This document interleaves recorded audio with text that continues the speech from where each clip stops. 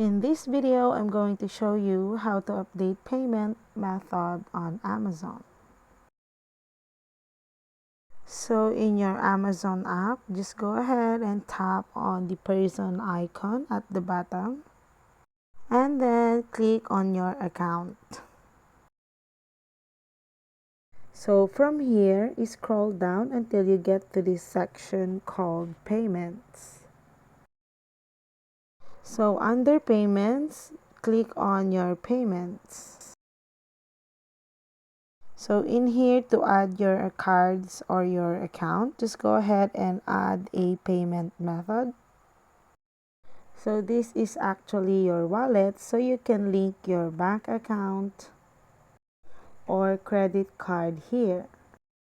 Now, to update your card, you can edit your default card.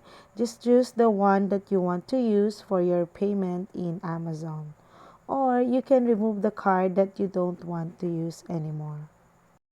You can also add a new one if you have one. Just tap the add a payment method.